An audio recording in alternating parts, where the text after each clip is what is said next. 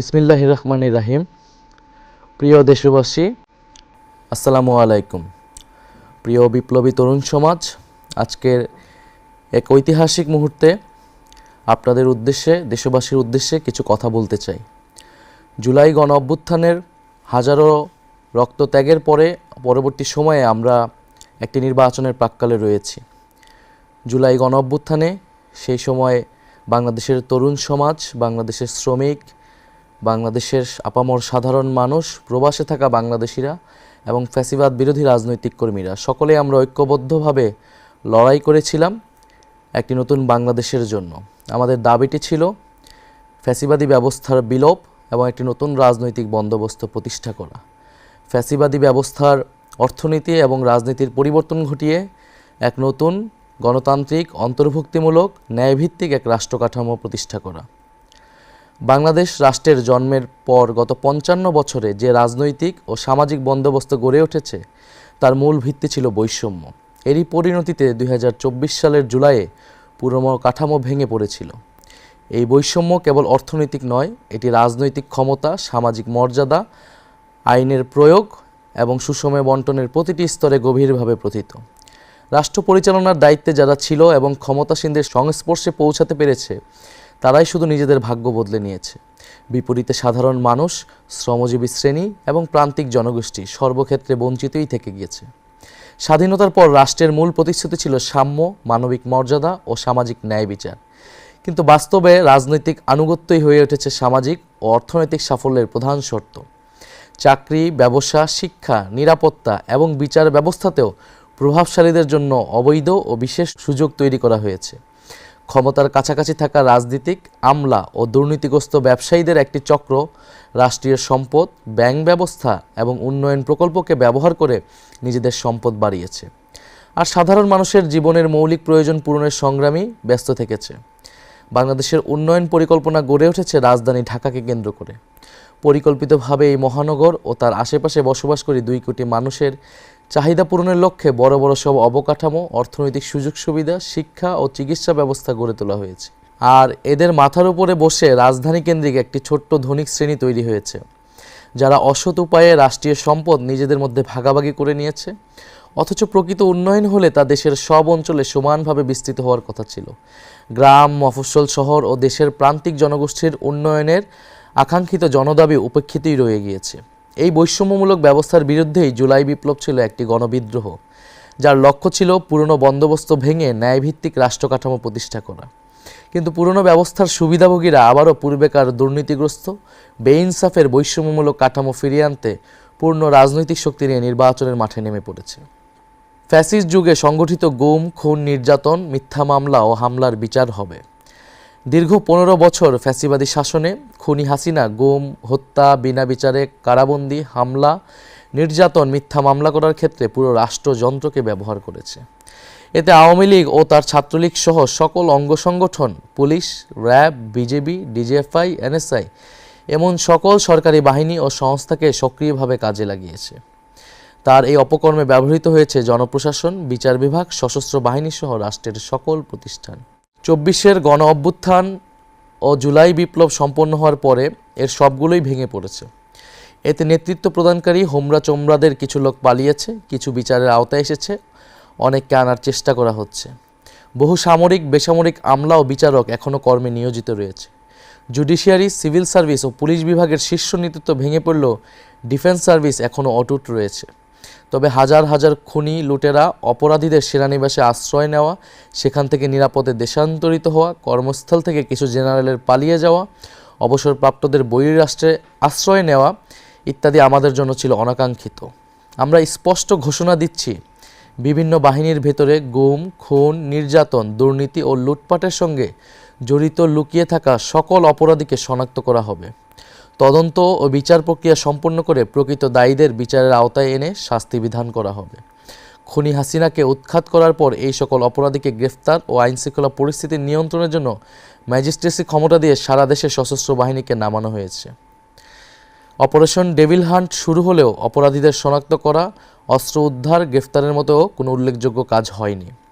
গুম বিষয়ক কমিশন ১,৮৫০টির বেশি অভিযোগ নিয়ে কাজ করেছে, কিন্তু দুঃখজনকভাবে নিরাপত্তা বাহিনীর ভেতরে লুকিয়ে থাকা ফ্যাসিবাদের দোসররা তথ্য ও আলামত নষ্ট করে তদন্ত ও বিচার প্রক্রিয়াকে বাধাগ্রস্ত করার চেষ্টা করছে।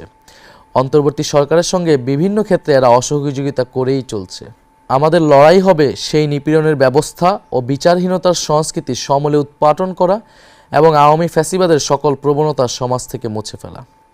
ব্যাংক ও উন্নয়ন প্রকল্প লোপাটের অর্থ উদ্ধার ও বিচার আমাদের অন্যতম কর্তব্য। বিগত ফ্যাসিবাদী শাসনামলে বাংলাদেশ থেকে $234 বিলিয়ন বা প্রায় 30 লাখ কোটি টাকা লুটপাট করে বিদেশে পাচার করা হয়েছে।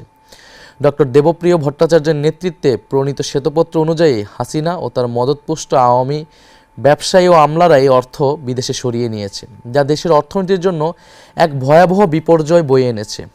অন্তর্বর্তীকালীন সরকার এই লুটপাটকৃত এই বিশাল অঙ্কের অর্থ উদ্ধারের চেষ্টা চালানোর কথা বললেও তাদের অবহেলা ও অজ্ঞতার কারণে এখন পর্যন্ত কোনো সাফল্য অর্জিত হয়নি। এর সঙ্গে যুক্ত ফ্যাসিবাদী যুগের সুবিধাভোগী কিছু শীর্ষ আমলা ও বিশেষজ্ঞরা অন্তর্ঘাতমূলক কাজ করায় এই বিপুল পরিমাণ রাষ্ট্রীয় সম্পদ পুনরুদ্ধার বিঘ্নিত হয়েছে। দেশবাসী যদি আমাদের সরকার গঠনের দায়িত্ব দেয়, তবে ফ্যাসিস্ট হাসিনা আমলে লুটপাট ও পাচার হওয়া অর্থ দেশে ফিরিয়ে আনার জন্য সব ধরনের আইনি পদক্ষেপ আমরা গ্রহণ করব। লুটপাট ও অর্থ পাচারের সঙ্গে যুক্ত ব্যক্তি বা গোষ্ঠীকে দায়মুক্তি দেওয়া হবে না। খুনি হাসিনার দোসর ব্যবসায়ী গোষ্ঠী, তাদের সুবিধাভোগী আমলা ও আত্মীয় স্বজনদের আইন ও বিচারের আওতায় আনা হবে।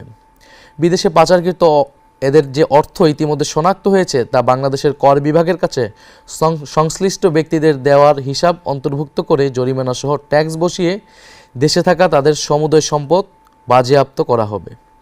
একই সঙ্গে চিহ্নিত লুটপাটকারীদের জাতীয় শত্রু ঘোষণা করে এদের সম্পদও বাজেয়াপ্ত করে একটি পাবলিক ট্রাস্টের মালিকানায় নিয়ে নেওয়া হবে। আন্তর্জাতিক মানসম্পন্ন পেশাজীবীদের নিয়োগ দিয়ে দক্ষ ও স্বচ্ছ ম্যানেজমেন্ট কাঠামোর মাধ্যমে নবগঠিত এই সংস্থাটি পরিচালনা করা হবে। আমাদের লক্ষ্য খুবই স্পষ্ট: ঘুষ, দুর্নীতি ও রাষ্ট্রীয় সম্পদ লুটপাটের সংস্কৃতির অবসান ঘটিয়ে অর্থনৈতিক বৈষম্য বিলোপের মাধ্যমে ন্যায় বিচার প্রতিষ্ঠা করা এবং রাষ্ট্রের সম্পদ জনগণের কাছে ফিরিয়ে দেওয়া। পররাষ্ট্রনীতি নতজানু কূটনীতি থেকে স্বাধীন ও ভারসাম্যপূর্ণ বৈশ্বিক অবস্থান। আমরা আমাদের পররাষ্ট্রনীতি নিয়েও আমাদের পরিকল্পনা রয়েছে। আমরা নতজানু কূটনীতি থেকে স্বাধীন ও ভারসাম্যপূর্ণ বৈশ্বিক অবস্থানে যেতে চাই। খুনি হাসিনার আমলে বাংলাদেশ একটি নতজানু পররাষ্ট্রনীতির মধ্যে আবদ্ধ ছিল। দেশের কূটনৈতিক কার্যক্রম কার্যরত প্রতিবেশী দেশ ইন্ডিয়াকে কেন্দ্র করে আবর্তিত হতো। ফলে স্বাধীন, সার্বভৌম ও মর্যাদাপূর্ণ আন্তর্জাতিক সম্পর্কের ভিত্তি ভেঙে ফেলা হয়েছিল। 15 বছরের ফ্যাসিস্ট দুঃশাসন কায়েম করা ও জারি রাখার সফল পরিকল্পনা তা বাস্তবায়ন এবং পরিচালিত হতো পার্শ্ববর্তী দেশ থেকে। বাংলাদেশের সকল রাষ্ট্রীয় প্রতিষ্ঠানকে দুর্বল করে ফেলা, শাসন ব্যবস্থাকে গণবিরোধী করে তোলা এবং গণতান্ত্রিক ব্যবস্থাকে অকেজো করে দেওয়ার সকল আয়োজন করা হয়েছে ইন্ডিয়ার ইচ্ছা অনুযায়ী। বছরের পর বছর ধরে সীমান্তে নির্বিচারে গুলি করে ইন্ডিয়ার খুনে বাহিনী বিএসএফ শত শত বাংলাদেশি নাগরিককে হত্যা করলেও খুনি হাসিনার সরকার চুপ করে থেকেছে। ফ্যাসিবাদী যুগের স্বরাষ্ট্রমন্ত্রী, পররাষ্ট্রমন্ত্রী, সংশ্লিষ্ট সচিবগণ এবং বিজিবির মহাপরিচালক সহ বিভিন্ন পর্যায়ের অফিসাররা ইন্ডিয়ার এই অসভ্য মানবতাবিরোধী আচরণের পক্ষে সাফাই গিয়ে নিজ দেশের নাগরিকদের স্বার্থের বিরুদ্ধে কথা বলেছে। পৃথিবীর শত্রু ভাবাপন্ন যুদ্ধরত দেশের সীমান্ত এভাবে বেসামরিক নাগরিকদের গুলি করে খুন করার নজির নেই। সবার সাথে বন্ধুত্ব, কারো সাথে শত্রুতা নয়, এই স্লোগান আওড়ালেও বাস্তবে খুনি হাসিনার পররাষ্ট্রনীতি ছিল ইন্ডিয়ার নির্দেশ পালন করা। সে কারণে পাকিস্তানের প্রতি সর্বক্ষেত্রে বৈরী আচরণ করা হতো। বাস্তবে বাংলাদেশকে বৈশ্বিক পরিসরে একটি করদ রাজ্যে বা পুতুল রাষ্ট্রে পরিণত করেছিল তারা। সে সময় আন্তর্জাতিক অঙ্গনে দেশের অবস্থান খুবই দুর্বল হয়ে পড়েছিল। তাতে আমাদের জাতীয় স্বার্থ ব্যাপকভাবে ক্ষতিগ্রস্ত হয়েছে। জনগণ যদি এনসিপির ওপর আস্থা রেখে রাষ্ট্র পরিচালনার দায়িত্ব দেয়, অর্থনৈতিক এবং বাণিজ্যিক ঘাটতি এবং কারো ওপর নির্ভরশীলতা ক্রমান্বয়ে কমিয়ে এনে আমরা ভারসাম্যপূর্ণ কূটনৈতিক সম্পর্ক তৈরি করব। আমরা অগণতান্ত্রিক শাসকদের নতজানু নীতিকাঠামো ভেঙে জাতীয় স্বার্থকে প্রাধান্য দিয়ে আত্মমর্যাদাপূর্ণ স্বকীয় পররাষ্ট্রনীতি গ্রহণ করব। এছাড়া দক্ষিণ এশিয়ার দেশগুলোর সাথে সম্পর্ক বাড়াতে সার্ককে পুনরুজ্জীবিত করা হবে এবং আসিয়ানে যোগ দেওয়ার চেষ্টা অব্যাহত থাকবে। মুসলিম বিশ্বের সঙ্গে রাজনৈতিক, অর্থনৈতিক ও কৌশলগত সম্পর্কের উন্নয়ন ঘটানো হবে। প্রবাসে থাকা নাগরিকদের সমস্যা সমাধান ও দ্রুত সেবা প্রদানের লক্ষ্যে পৃথিবীর সকল প্রান্তে বাংলাদেশ মিশন স্থাপন করা এবং কূটনীতিকের সংখ্যা বৃদ্ধি করা হবে। লক্ষ্য হবে পৃথিবীর সম্ভাবনাময় সকল দেশে নামেমাত্র খরচে দক্ষ জনবল রপ্তানি করা এবং তারা যাতে কোথাও কোনোভাবে হেনস্থার শিকার না হয় সেই সুরক্ষা দেওয়া। পারস্পরিক শ্রদ্ধা, ন্যায্যতা, সহযোগিতা হবে আমাদের পররাষ্ট্রনীতির মূল ভিত্তি। আমরা আমাদের সশস্ত্র বাহিনীকে নিয়েও পরিকল্পনা রেখেছি। খুনি হাসিনা তার শাসনামলে সশস্ত্র বাহিনীকে রাষ্ট্রের বহিঃশত্রুর বিরুদ্ধে ব্যবহার না করে দলীয় স্বার্থে নিজ দেশের সাধারণ মানুষের বিরুদ্ধে ব্যবহার করেছে। এর ফলে আমাদের সশস্ত্র বাহিনী কার্যত দুর্বল ও অকার্যকর হয়ে পড়ে। যখন আমাদের প্রতিবেশী রাষ্ট্রগুলো পঞ্চম প্রজন্মের ফাইটার জেট তৈরি করার প্রতিযোগিতায় এগিয়ে যাচ্ছে, তখন আমরা এখনও তৃতীয় প্রজন্মের সক্ষমতার মধ্যে সীমাবদ্ধ রয়েছি। বর্তমান কাঠামোতে ডিফেন্স বাজেটের প্রায় 70%ই কর্মকর্তা কর্মচারীদের বেতন ভাতায় ব্যয় করা হয়, যা দীর্ঘমেয়াদে রাষ্ট্রের জন্য একটি অকার্যকর ও অস্থিতিশীল ব্যবস্থা হয়ে দাঁড়িয়েছে। প্রতিরক্ষা খাতকে কার্যকর ও ভবিষ্যৎমুখী করতে হলে এই কাঠামোগত সীমাবদ্ধতা দূর করা জরুরি। আমরা যদি সরকার গঠন করতে পারি, প্রতিরক্ষা ব্যবস্থাকে সম্পূর্ণভাবে পুনর্গঠন করব। আমাদের লক্ষ্য হবে বাহিনীর সংখ্যা বাড়ানো নয়, বরং গুণগত মান বৃদ্ধি করা। পুরো প্রতিরক্ষা ব্যবস্থাকে ধীরে ধীরে একটি আধুনিক প্রযুক্তি নির্ভর হাইটেক বাহিনীতে রূপান্তর করা হবে। একই সঙ্গে দেশের 18 ঊর্ধ্ব সক্ষম তরুণ তরুণীদের জন্য বাধ্যতামূলক মিলিটারি ট্রেনিং চালু করা হবে। এতে দেশব্যাপী জনভিত্তি সম্পন্ন এক গণপ্রতিরক্ষা ব্যবস্থা গড়ে উঠবে। ফলে আধিপত্যবাদী শক্তির বিরুদ্ধে রাষ্ট্রীয় প্রতিরোধ সক্ষমতা বৃদ্ধি পাবে এবং দীর্ঘমেয়াদে রাষ্ট্রের বিনিয়োগকৃত অর্থের অপচয় কমবে। একটি কল্যাণমুখী রাষ্ট্রের দায়িত্ব হলো প্রতিটি নাগরিকের জন্য ন্যায্য মূল্যে ভোগ্যপণ্য নিশ্চিত করা। লাগামহীন দ্রব্যমূল্যে মানুষ যখন হিমশিম খাচ্ছে, তখন সরকারের ভূমিকা হবে সক্রিয়ভাবে বাজারে শৃঙ্খলা ফিরিয়ে আনা। দক্ষিণ এশিয়ার দেশগুলোর মধ্যে বাংলাদেশের নিত্যপণ্যের মূল্য সবসময় সর্বাধিক।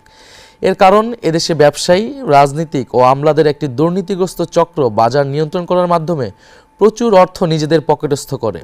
আমরা সরকার পরিচালনার দায়িত্ব পেলে দ্রব্যমূল্য স্থিতিশীল রাখতে বিশেষ গুরুত্ব দিয়ে কাজ করব। কৃত্রিম সংকট সৃষ্টিকারী ব্যবসায়ী, রাজনীতিক ও আমলাদের সিন্ডিকেট ভাঙা হবে। এমন দুষ্টচক্রের বিরুদ্ধে আইন করে তাদের দ্রুত বিচারের আওতায় আনা হবে। কৃত্রিমভাবে বাজার নিয়ন্ত্রণ, কারসাজি ও অবৈধ মজুতদারি প্রমাণিত হলে অপরাধীরা কঠোর শাস্তির মুখোমুখি হবে। কৃষকরা যাতে তাদের শস্য ও কৃষিপণ্য কাউকে কোনো চাঁদা বা তোলা না দিয়ে বিক্রি করতে পারে এবং পাইকারি ব্যবসায়ীকেও যেন কোথাও কোনো 1 টাকাও না দিতে হয়, সরকার তা নিশ্চিত করবে। কঠোরভাবে এই পদক্ষেপগুলো নিশ্চিত করা গেলে বাজারে কৃষিপণ্যের ন্যায্য মূল্য নিশ্চিত করা সম্ভব। চাঁদাবাজ ও মধ্যস্বত্বভোগীদের কারণে অযৌক্তিকভাবে সারা দেশে সাধারণ মানুষকে পণ্যের অতিরিক্ত মূল্য দিতে হয়। সরকার ন্যায্য মূল্যের বাজার ব্যবস্থা এবং OMS কর্মসূচি বিস্তৃত করবে, যাতে নিম্ন ও মধ্যবিত্ত মানুষ সহজে সুলভে পণ্য কিনতে পারে। প্রতিবেশী বৃহৎ দেশটির উপর নির্ভরশীলতা কমিয়ে একাধিক বিকল্প উৎস থেকে আমদানি বাড়ানো হবে, যাতে আমাদেরকে কেউ পণ্যবন্দী করে বিপদে ফেলতে না পারে। বাজারে প্রতিযোগিতা বাড়াতে নতুন ব্যবসায়ী উদ্যোক্তা চিহ্নিত করে তাদের সহজলভ্য ঋণ ও সরকারি সমর্থন দেওয়া হবে।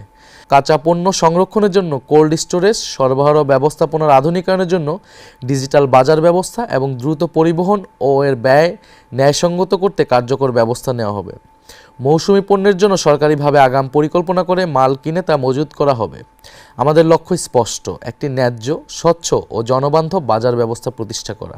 বিগত স্বৈরাচারী সরকারের আমলে বাংলাদেশের পুলিশ বাহিনী কার্যত একটি দলীয় বাহিনীতে পরিণত হয়েছিল। তাদের অত্যাচার ও জুলুমের কারণে মানুষ আওয়ামী লীগ, ছাত্রলীগ ও যুবলীগের মতো পুলিশকেও পুলিশ লীগ নামে ডাকতে শুরু করেছিল।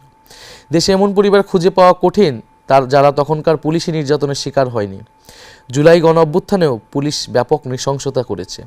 আমরা সরকার গঠন করলে জুলাই বিপ্লবের সময় এবং এর পূর্বাপর 15 বছর ধরে যে সকল পুলিশ কর্মকর্তা ও সদস্য হত্যা, নির্যাতন, জুলুম, মিথ্যা মামলা, দস্যুবৃত্তি করে অর্থ লোপাট ও ঘুষ দুর্নীতির সঙ্গে সম্পৃক্ত ছিল, তাদের প্রত্যেককেই বিচারের আওতায় আনা হবে। এমন সকল বিচার সম্পন্ন করার পাশাপাশি বাংলাদেশ পুলিশকে খোলনালচে বদলে পুনর্গঠন করা হবে। দেশ ও জনগণের সেবা হবে পুলিশের একমাত্র মন্ত্র। আইন শৃঙ্খলায় রক্ষায় দলীয় সংকীর্ণ মনোভাবের সংস্কৃতিকে কবর দিয়ে বাহিনীকে জননিরাপত্তার বিশ্বস্ত সহযোগী হিসেবে গড়ে তোলা হবে। দুর্নীতিগ্রস্ত ব্যবস্থার বিরুদ্ধে লড়াই শুরু করেন। থানায় মামলা নিতে অনীহা, তদন্তে দীর্ঘসূত্রিতা, আদালতে তারিখের পর তারিখ পড়া এবং ব্যাপক অর্থ ব্যয়ের চাপ, সব মিলিয়ে বিচার এদেশে ধরাছোঁয়ার বাইরে চলে গিয়েছে। আর ঘুষ, আদালতের দরজায় পা রাখলেই যেন শুরু হয় অবৈধ লেনদেন। নথি নাড়তে টাকা, তারিখ পেতে টাকা, আদেশ পেতে টাকা, ঘুষের বাজারের মহা হৈহুল্লোর মধ্যে বিচারের বাণী স্তব্ধ হয়ে গিয়েছে। ট্রান্সপারেন্সি ইন্টারন্যাশনালের তথ্য বলছে, বিচার নিতে গিয়ে 60%-এর বেশি মানুষ ঘুষ দিতে বাধ্য হয়। সরকারের লিগ্যাল এইড আইন অনুযায়ী গরিব ও মজলুম মানুষের বিনামূল্যে আইনি সহায়তা পাওয়ার কথা থাকলেও এর কোনো সুবিধা নিচে পড়ে থাকা মানুষ পায় না। বাস্তবে বিচারক, উকিল, মোক্তার ও দালাল চক্রের এক জালে সাধারণ মানুষ আটকে যায়, দিশাহীন চক্রে ঘুরপাক খায়। বেশিরভাগ ক্ষেত্রে বিচার চাওয়া বিচার প্রার্থীদের জন্য শাস্তি ও ভোগান্তি হিসেবে হাজির হয়। বছরের পর বছর আদালতের বারান্দায় ঘুরতে ঘুরতে অর্থবিত্ত, সময়, শারীরিক সামর্থ্য এবং জীবনের স্বপ্নও হারিয়ে যায়। ধীরে চলা বিচার অন্যায় ও অবিচারকে বলশালী করে তোলে। আজ বিচার ব্যবস্থা রাজনৈতিক প্রভাব, অর্থশক্তির সুবিধাবাদী চক্রের মাধ্যমে কলুষিত। জেলা আদালত থেকে সর্বোচ্চ সুপ্রিম কোর্ট পর্যন্ত একই অন্ধকারের ছায়া আমরা দেখেছি। ফ্যাসিবাদী শাসনামলে এটা আরও বিস্তৃত ও অধপতিত হয়েছে। ক্ষমতাসীনদের মামলা দ্রুত নিষ্পত্তি হয়, তাদের ইচ্ছামতো রায়ও জোটে। বিরোধী দলে যারা থাকেন তাদের মামলা বছরের পর বছর ঝুলতে থাকে। ভয়ঙ্কর এই অশুভ চর্চার কারণে বাংলাদেশের বিচার ব্যবস্থা আজ ভেঙে পড়েছে। এরা তাদের সকল গৌরব, মর্যাদা ও বিশ্বাসযোগ্যতা হারিয়ে ফেলেছে। নিম্ন আদালত থেকে সুপ্রিম কোর্ট পর্যন্ত সকল স্তরে ন্যায়পরায়ণ, দক্ষ ও শিক্ষিত বিচারক নিয়োগ করে পুরো বিচার ব্যবস্থাকে ঢেলে সাজাতে হবে। বিচারকের সংখ্যা বহুগুণে বাড়াতে হবে। পুরোপুরি ডিজিটাল ব্যবস্থাপনার আওতায় আনতে হবে। ঘুষ, দুর্নীতি নির্ভর রায় বেচা কেনার চলমান আয়োজন ভেঙে ফেলবো আমরা। রাষ্ট্রে ও সমাজে ন্যায় বিচার প্রতিষ্ঠিত হলেই এদেশ এগিয়ে যাবে। এটাই এনসিপির অঙ্গীকার। বাংলাদেশের শাসন ব্যবস্থাকে নতুন করে গড়ে তুলতে হবে। বর্তমান প্রশাসনিক কাঠামো এখনও ব্রিটিশ ঔপনিবেশ সৃষ্ট পুরনো মডেলের উপরে দাঁড়িয়ে আছে, যেখানে ক্ষমতা ভয়াবহভাবে কেন্দ্রীভূত। এদেশের প্রচলিত শাসন সংস্কৃতিতে রাজনীতিক, আমলা, অসাধু ব্যবসায়ী গোষ্ঠী এই কেন্দ্রীভূত ব্যবস্থাকে ধরে রেখেছে। ফলে ঢাকার অনুমোদন ছাড়া স্থানীয় পর্যায়ে কোনো সিদ্ধান্তই বাস্তবায়ন হয় না, যা উন্নয়নের গতি বাধাগ্রস্ত করে এবং জনগণের প্রয়োজন উপেক্ষিত থাকে। খাদ্য, কৃষি, বস্ত্র, গৃহায়ন, ভূমি ব্যবস্থাপনা, শিক্ষা ও প্রশিক্ষণ, স্বাস্থ্যসেবা, সমাজ কল্যাণ, পরিবেশ ও দুর্যোগ ব্যবস্থাপনা, নারী শিশু উন্নয়ন এবং স্থানীয় অবকাঠামোগত সেবার মতো অধিকাংশ দায়িত্ব উপজেলা পর্যায়ে হস্তান্তর করা হলে সিদ্ধান্ত গ্রহণে ধীরগতি কমবে। স্থানীয় জনগণের চাহিদা অনুযায়ী কর্মসূচি নেওয়া ও তা বাস্তবায়ন হবে এবং জনগণ সেবা পাবে। কেন্দ্রীয় সরকার মূলত প্রতিরক্ষা, পররাষ্ট্রনীতি এবং জাতীয় অবকাঠামোর মতো বড় বিষয়গুলো পরিচালনা করবে।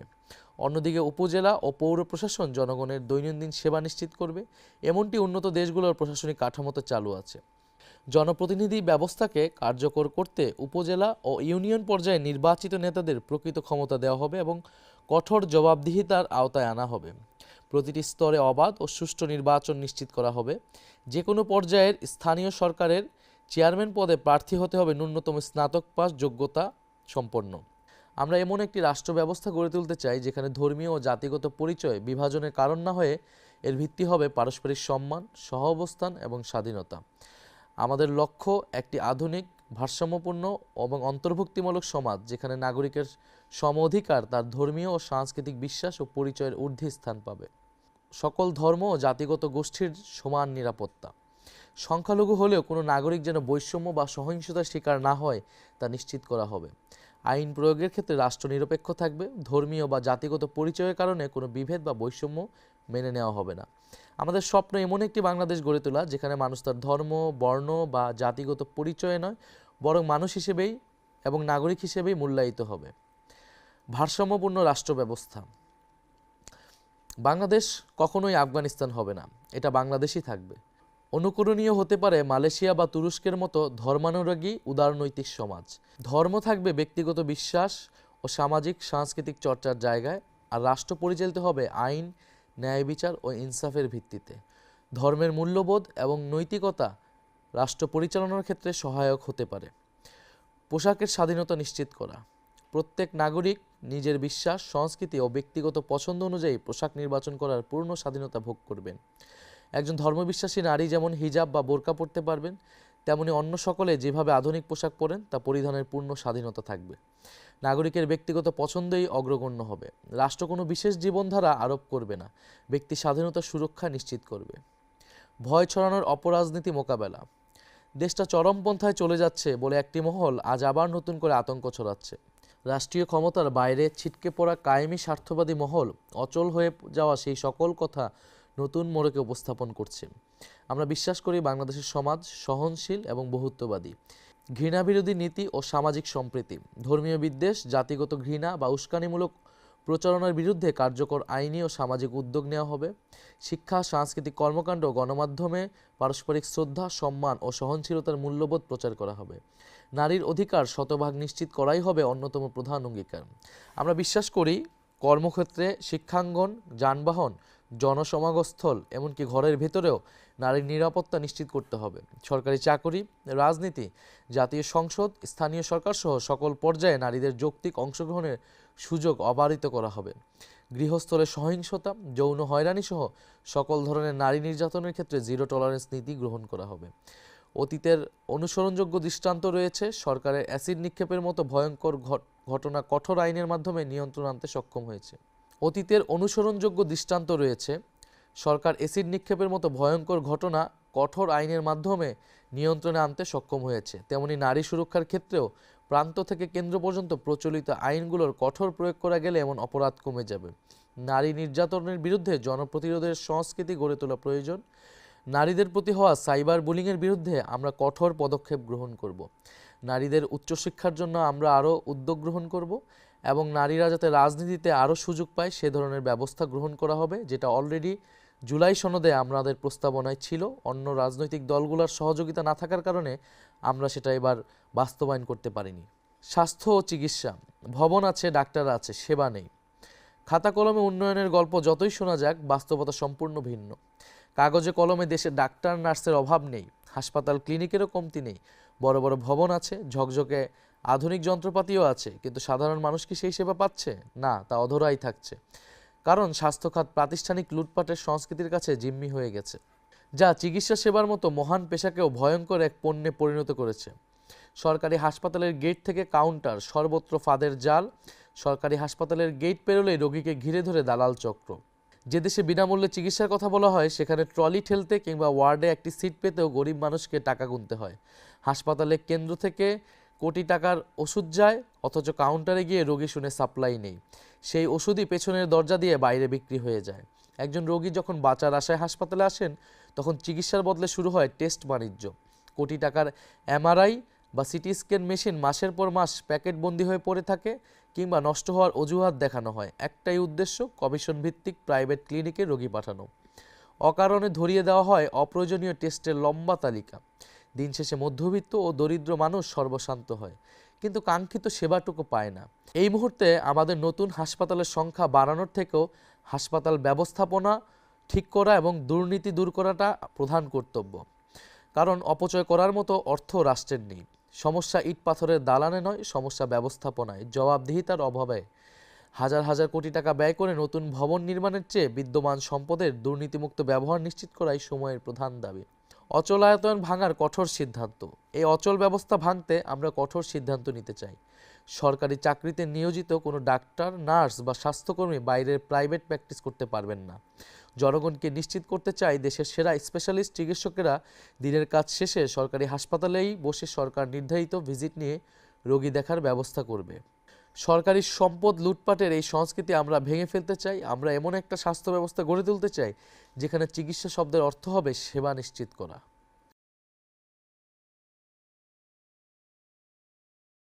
ছাড়া মানসম্পন্ন শিক্ষা অসম্ভব। বাংলাদেশে প্রায় প্রতিটি খাতেই সংস্কার প্রয়োজন, তবে যে খাতের সংকট আমাদের জাতির জন্য সবচেয়ে প্রকট সেটি হলো শিক্ষা খাত। স্বাধীনতার পর থেকেই এই খাত চরমভাবে উপেক্ষিত। শিক্ষায় অনিয়ম ও দুর্নীতির করাল গ্রাসে আজ আমাদের পুরো জ্ঞান অর্জন ব্যবস্থা বিপর্যস্ত। স্বাধীনতার পর থেকে ক্ষমতাসীনরা শিক্ষার উন্নয়ন বলতে মূলত নতুন অবকাঠামো নির্মাণকেই বুঝিয়েছে। বাজেটের পর বাজেট পাস হয়েছে, স্কুল, কলেজ ও বিশ্ববিদ্যালয়ের স্থাপনার সংখ্যা বাড়ানোর পিছনে মূল প্রণোদনা ছিল দুর্নীতি করে অর্থবিত্ত বাড়ানো। অবকাঠামো নির্মাণ থেকে শুরু করে রক্ষণাবেক্ষণ, সব জায়গায় একই চিত্র। হাজার হাজার শিক্ষক নিয়োগ দেওয়া হয়েছে, যাদের বড় অংশ সুপারিশ, তদবির ও নিয়োগ বাণিজ্যের মাধ্যমে নির্বাচিত হয়। আজ আমাদের শিক্ষা অঙ্গনের দিকে তাকালেই শিক্ষার মানের ভয়াবহ অধপতন ছাড়া আর কিছুই দেখা যায় না। এটি একদিনে হয়নি, যুগের পর যুগ রাজনৈতিক প্রভাব ও স্থানীয় সুবিধাবাদী গোষ্ঠীর দুর্নীতির ফলে দেশের শিক্ষা প্রতিষ্ঠানগুলো দুর্বৃত্তায়নের কেন্দ্রে পরিণত হয়েছে। প্রাথমিক বিদ্যালয় থেকে সরকারি স্কুল, কলেজ, বিশ্ববিদ্যালয়, কারিগরি শিক্ষা প্রতিষ্ঠান, ডিপ্লোমা ইঞ্জিনিয়ারিং কলেজ কিংবা জাতীয় বিশ্ববিদ্যালয়, সবখানেই একই সংকট। শিক্ষকরা শিক্ষাদানে অনাগ্রহী। তারা নানা ধরনের অনিয়মে ব্যস্ত। কোচিং বাণিজ্যকে তারা মূল পেশায় পরিণত করেছে। সকল স্তরের শিক্ষকরা দলীয় রাজনৈতিক স্বার্থ ও পক্ষে বিভক্ত হয়ে এমন অপকর্মে সময় নষ্ট করেন। গবেষণা ও শিক্ষার মান উন্নয়ন এখন আর তাদের লক্ষ্য নয়, বরং ক্ষমতাসীনদের আস্থাভাজন হওয়ার প্রতিযোগিতাই তাদের অগ্রাধিকার।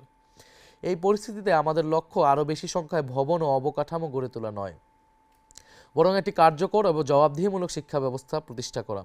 শিক্ষকদের দক্ষ, যোগ্য এবং দায়িত্ব সম্পর্কে সচেতন হতে হবে। শিক্ষকদের বেতন, ভাতা ও সুবিধা বৃদ্ধি করে একে মর্যাদাপূর্ণ পেশায় পরিণত করা হবে। তবে একই সঙ্গে তাদেরকে কঠোর তদারকির আওতায় নিয়ে আসা হবে। দায়িত্বশীল ও যোগ্য শিক্ষকদের পুরস্কৃত করা হবে, আর দায়িত্বে অবহেলাকারীদের তাৎক্ষণিক চাকরিচ্যুতির ব্যবস্থা প্রবর্তন করা হবে। আমাদের নতুন বন্দোবস্তে এমন এক শিক্ষা সংস্কার হবে যেখানে উন্নয়ন মানে নতুন ভবন ও অবকাঠামো বাড়ানো নয়, বরং বিদ্যমান শিক্ষা প্রতিষ্ঠানগুলোকে সত্যিকার অর্থে মানসম্মত শিক্ষা প্রদানের কেন্দ্র হিসেবে গড়ে তোলা। শিক্ষা ব্যবস্থার গুরুত্বপূর্ণ একটি অংশ হচ্ছে মাদ্রাসা ব্যবস্থা। আমরা কওমি এবং আলিয়া উভয় প্রকার মাদ্রাসা ব্যবস্থার আধুনিকায়ন এবং সেটাকে আরও সামনের দিকে যাতে এগিয়ে যেতে পারে সেই ধরনের ব্যবস্থা আমরা গ্রহণ করব। কৃষি উন্নয়ন, কৃষকের ন্যায্য অধিকার নিশ্চিত করে খাদ্য নিরাপত্তার নতুন ভিত্তি, সার, বীজ সহ বিভিন্ন কৃষি উপকরণ বিতরণ ব্যবস্থা সরকার নিয়ন্ত্রণ করে। কিন্তু স্থানীয় পর্যায়ের লুটেরা গোষ্ঠীর কারণে এসব উপকরণ অনেক সময় প্রকৃত ও প্রান্তিক কৃষকের কাছে পৌঁছায় না। আমরা নিশ্চিত করব যাতে কোনো সিন্ডিকেট বা লুটেরা গোষ্ঠী সার ও বীজ বাজারজাতকরণের কর্তৃত্ব নিজেদের হাতে নিয়ে কৃষকদের কাছ থেকে অধিক মূল্য আদায় করতে না পারে। বাংলাদেশে কৃষকদের জন্য কৃষি ঋণের ব্যবস্থা রয়েছে। এক্ষেত্রে বিশেষায়িত বাংলাদেশ কৃষি ব্যাংক ও রাজশাহী কৃষি উন্নয়ন ব্যাংকের মতো দুইটি সরকারি প্রতিষ্ঠানও রয়েছে। কিন্তু অত্যন্ত দুঃখজনক বাস্তবতা হলো অনেক ক্ষেত্রেই প্রকৃত কৃষক কৃষানীদের কাছে এই ঋণ পৌঁছায় না। কৃষি ঋণ নিতে গেলে জমির দলিল, আইডি কার্ড ও নানা কাগজপত্রের নামে কৃষকদের হয়রানির শিকার হতে হয়। ঋণের অর্থ পেতে কর্মকর্তাদের ঘুষ দিতে বাধ্য করা হয়। এই জটিলতা ও অনিয়মের কারণে প্রকৃত কৃষক সমাজ কৃষি ঋণ থেকে বঞ্চিত হয়ে পড়ে। এনসিপি সরকার গঠনের সুযোগ পেলে অথবা সরকারের অংশীদার হলে ঋণ প্রক্রিয়ায় কাগজপত্রের নামে সব ধরনের হয়রানি ও অনিয়ম বন্ধ করা হবে। কৃষি ঋণ সহজলভ্য করা হবে ইনশাল্লাহ। এদেশের কৃষকরাই সবচেয়ে বেশি অবহেলিত। তারা নিজেদের উৎপাদিত ফসলের ন্যায্য মূল্য পাচ্ছেন না। বাজারে যখন 1 কেজি সবজির দাম আকাশ ছোঁয়া, তখন মাঠ পর্যায়ে কৃষক সেই একই পণ্য বিক্রি করছেন পানির দরে। সারের দাম বৃদ্ধি, কৃষকের মজুরি এবং হাড়ভাঙা পরিশ্রমের পরে লাভের বদলে তাদের ঘাড়ে ঋণের বোঝা চাপে। অনেক ক্ষেত্রে হতাশায় আক্রান্ত কৃষক কখনো কখনো নিজের ফসল নষ্ট করে ফেলতে বাধ্য হন। এটি শুধু ফসলের অপচয় নয়, এটি আমাদের জাতীয় অর্থনীতির জন্য লজ্জাজনক বাস্তবতায় পরিণত হয়েছে। অন্যদিকে সাধারণ মধ্যবিত্ত ও নিম্নবিত্ত মানুষের জন্য নিত্যপণ্য কেনা দিন দিন কঠিন হয়ে উঠছে। এই অতিরিক্ত অর্থ কৃষক পাচ্ছেন না। মাঝপথ নিয়ন্ত্রণকারী অসাধু সিন্ডিকেট বাজার নিয়ন্ত্রণ করছে। এই বাজার নিয়ন্ত্রণ করছে। একদিকে কৃষক ন্যায্য মূল্য থেকে বঞ্চিত, অন্যদিকে ভোক্তাকে উচ্চমূল্যে চাপ সহ্য করতে হচ্ছে। আর মাঝখানে মধ্যস্বত্বভোগীরা রাজনৈতিক টাউট, চাঁদাবাজ, সন্ত্রাসী ও আইনশৃঙ্খলা বাহিনীর অসৎ সদস্যরা মুনাফা লুটছে। এই চক্র কৃত্রিম সংকট তৈরি করে বাজারকে জিম্মি করেছে। মূল সমস্যা ত্রুটিপূর্ণ বিতরণ ব্যবস্থা। সরাসরি বাজারজাতকরণের সুযোগ না থাকায় কৃষকরা এই ব্যবস্থার হাতে বন্দী। প্রান্তের ক্ষেত থেকে কেন্দ্রের বাজার পর্যন্ত দখল করে থাকা এই দুর্নীতির শৃঙ্খল ভেঙে ফেলা হবে। বিদ্যুৎ ও জ্বালানি খাতে রাষ্ট্রীয় সম্পদ লুণ্ঠনের মহা উৎসব। আপনারা জানেন, গত বছর খুনি হাসিনার কুখ্যাত দায়মুক্তি আইন বাতিল করা হয়েছে। কিন্তু দুর্ভাগ্যজনক বাস্তবতা হলো, আইন বাতিল হলেও সেই আইনের অধীনে করা দাসত্বের চুক্তিগুলো এখনও আমাদের অর্থনীতি ও জনগণের রক্ত চুষে যাচ্ছে। এখনও এই লুটেরাদের হাতে বছরে $5 বিলিয়ন অর্থাৎ 63,000 কোটি টাকা তুলে দিতে হচ্ছে। খুনি হাসিনা সরকার চুক্তিগুলো এমনভাবে সাজিয়েছিল যেন বিদ্যুৎ উৎপাদন না করলেও তার সমর্থক গোষ্ঠীর পকেট ভরতে থাকে। গত 18 মাসে আমলাতান্ত্রিক জটিলতা ও আইনি মারপ্যাচের কারণে সেই চক্র ভাঙা সম্ভব হয়নি। বছরের পর বছর দেশবিরোধী নীতি, অস্বচ্ছ চুক্তি এবং প্রাতিষ্ঠানিক দুর্নীতি বিদ্যুৎ ও জ্বালানি খাতকে জনগণের উপরে বোঝায় পরিণত করেছে। বিদ্যুৎ উৎপাদন না করলেও এই বাটপারদের টাকা দিতে হচ্ছে রাষ্ট্রকে। লুটপাটের এই ব্যবস্থাকে ভদ্র ভাষায় বলা হয় ক্যাপাসিটি চার্জ। দেশ বিদ্যুৎ না কিনলেও কোটি কোটি টাকা পরিশোধ করছে। আমরা স্পষ্টভাবে বলতে চাই, জনগণের ট্যাক্সের টাকায় অনুৎপাদিত ও অব্যবহৃত বিদ্যুতের জন্য এই সকল দেশবিরোধী কোম্পানিকে আর কোনো অর্থ দেওয়া হবে না। জনগণের স্বার্থবিরোধী সব অসম চুক্তির পুনর্মূল্যায়ন করা হবে। গ্যাস ও বিদ্যুৎ খাতে অবৈধ সংযোগ বন্ধ করা সহ জরুরি পদক্ষেপ নিয়ে সিস্টেম লস কমানো হবে। আমাদের বঙ্গোপসাগরে তেল গ্যাস উত্তোলনের নামে বছরের পর বছর নাটক হয়েছে। আমরা সেই নাটকের ইতি টানতে চাই। আমরা সরকার পরিচালনার দায়িত্ব পেলে সমুদ্র সীমানায় থাকা তেল গ্যাস উত্তোলনের উদ্যোগ গ্রহণ করব। দীর্ঘমেয়াদে দেশের বিদ্যুৎ ও জ্বালানি নিরাপত্তা নীতি প্রণয়ন ও ব্যবস্থা গড়ে তোলা হবে এনসিপির অন্যতম লক্ষ্য। কর্মসংস্থান, ন্যায্য মজুরি ও প্রবাসী শ্রমিকদের স্বার্থ অগ্রাধিকার পাবে। দেশে নির্বাচন এলেই বেকারদের নিয়ে নানা ধরনের তামাশা শুরু হয়। কেউ বেতার ভাতার প্রতিশ্রুতি দেয়, কেউ নতুন কর্মসংস্থানের কথা বলে। কিন্তু বেকারত্বের মূল কারণ কি এবং কিভাবে এই সংকটের সহনীয় সমাধান সম্ভব তা নিয়ে আলোচনা হয় না। বাংলাদেশে বেকারত্বের প্রধান কারণ হলো জনশক্তির তুলনায় যথেষ্ট কর্মসংস্থানের